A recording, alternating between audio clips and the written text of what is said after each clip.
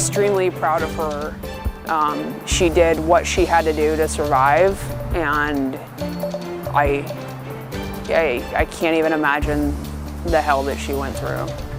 Good evening, and first at 5, a Vancouver mother is speaking out after her teenage daughter was abducted while walking to work. Thanks for joining us. I'm David Molko. And I'm Laurel Porter. We should mention the 17-year-old is home safe this afternoon, while investigators ramp up their efforts to figure out exactly what happened. Let's bring in Mike Benner. Mike, you talked to the teen's mother today. First of all, how's her daughter doing? Yeah, I'm told she's doing okay, considering the circumstances. She is resting and working towards a return to her routine. Her mom, who happens to work with crime victims for a living, says her daughter is resilient and she believes she'll come back from this. It's a thing you never think is going to happen or only happens in the dark. This mom, who wanted to remain anonymous, is still wrapping her head around what happened to her daughter on Sunday. She says it started with the 17-year-old walking to work at the Kitchen Table Cafe on Northeast 136th Avenue in Vancouver. She says her daughter does this all the time, only this time she did not make it. We checked several houses. We were calling and texting all of her friends, and no one had any idea where she was, where she might be. With concern mounting, she tracked her daughter's cell phone to some bushes near the restaurant, and with it were some of the teen's belongings. Just the location, the condition they were in, it looked to me like there might have been some type of struggle. She called 911 immediately. Police launched an investigation and notified media that a teenager had disappeared under unusual circumstances. About 10 agonizing hours later, this mother got a call from her daughter. Personally, I've never heard anything that scary from someone that I love, and just inconsolable, very clear that something horrible had happened to her. And she'd find out just how horrible. She says her daughter told her she was abducted just before walking in to work that morning. The teen told her mom she was driven to a southeast Portland home where she spent hours. Then this. She was ordered to get back in the car, and she had an opportunity. She saw an opportunity to escape, and she did. And she ran for her life. Eventually finding refuge at a home in the area of Southeast 78th and Woodward. Super grateful, extremely proud of her. She did what she had to do to survive. At this point, it's unclear who took the teen, described by her mom as a good, quiet, hardworking kid. Why this happened is also a mystery. But one thing is very clear. This happened in this community that we care about, and kids need to be walking in groups. If a parent can drive them somewhere, they need to be doing that. I did speak with one of the detectives on this case. She calls the investigation a priority investigation. That means it's active and resources are dedicated to the case. Albeit vague, authorities have identified a 2000s model black sedan as a vehicle of interest. Anyone with information about the case is urged to contact the Vancouver Police Department. David? Mike Benner in the newsroom tonight. Thank you, Mike.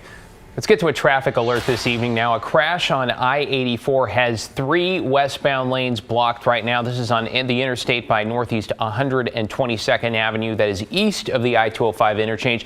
It looks like it's moving here, but the crash is way in the background on the left side of the view in the westbound lanes. Cars are only getting by one. No word yet on the cause, but you can expect delays throughout that area. Then he was on the leg, and then he was on the arm, and then I'm like, is this really happening? Graphic photos tonight of what happened to a Southeast Portland woman who was attacked by an unleashed dog. The owner of Pick's Patisserie is sharing her terrifying story after she says the dog, who she believes belongs to a homeless person, jumped out at her and latched on. This all happened Monday morning while she was out for a run on Southeast Hawthorne. Cheryl Wakerhauser has over 35 puncture wounds from the dog bites on both of her legs and right arm. Daisy Caballero joins us now after speaking with her. Daisy, I can't even imagine. What a nightmare. Laurel, that's exactly what she's calling this, an absolute nightmare. And the dog and its owner, Jesse Miller, who is homeless, were found shortly after this all happened. The dog was then placed under a 10-day quarantine with the owner's mother. But we just found out Animal Services is now looking for Miller and the dog after he took it from his mother's house without permission. Yeah. So if you look at my legs, it basically looks like someone took a screwdriver and stabbed them about 25 times. Cheryl Wakerhauser is recounting what she calls a living nightmare. An unleashed dog she says belongs to a homeless person ran up to her, grabbed her leg, threw her to the ground, and bit her over and over again, as she describes, like a piece of meat. First started happening, I didn't really know what was happening. Like I said, my hat came over my eyes, and I'm just trying to figure out what's going on. And then I saw the dog, and I'm on the ground. And then I was like, I just started yelling for help, help, help. Can anybody, somebody please help me? Wakerhauser says this happened around 9:15 Monday morning near Southeast Hawthorne and 45th, in front of this fenced-up vacant building. She says the attack was completely unprovoked. I feel like it was dragging my leg this way, but like one leg to the other leg, to the other leg, to the arm. And then basically I was like holding my leg up in its face while I was waiting for someone to hopefully see and stop. She says this went on until a passing driver started honking their horn. That's when the dog owner walked past and left her, bleeding on the sidewalk. And he just said, "It's not my dog." And then he walks away, not even asking if I'm okay, if he can do anything.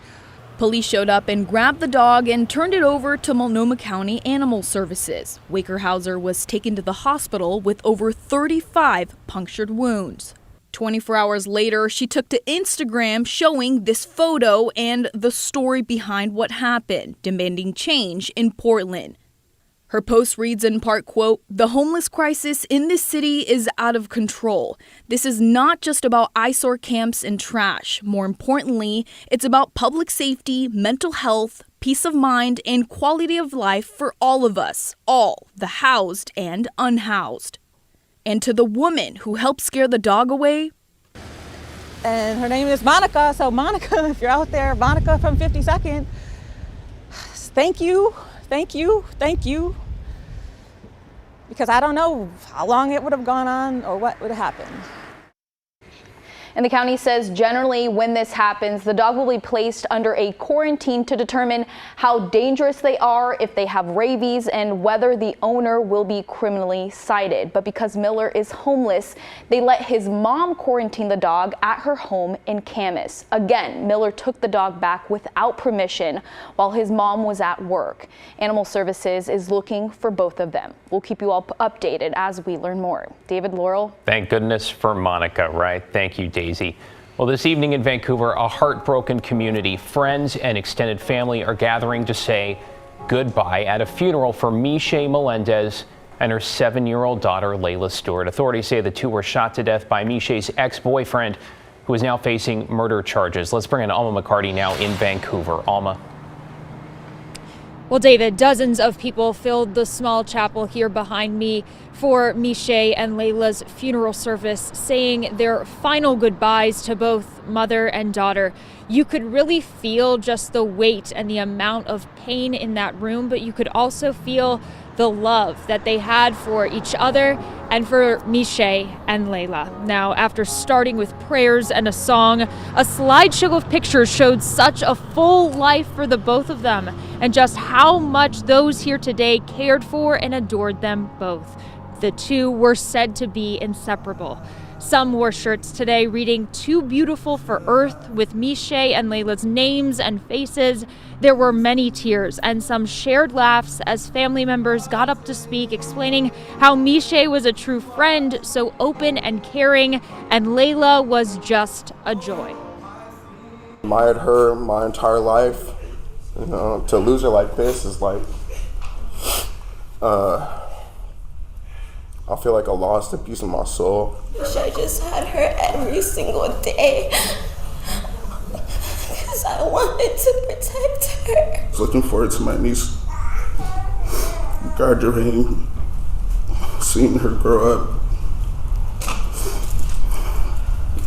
You know, all that is just taken away from me now. I don't really know how to move forward, and I'm trying. Keep the faith, keep pushing, sis. Keep the faith. I just miss them.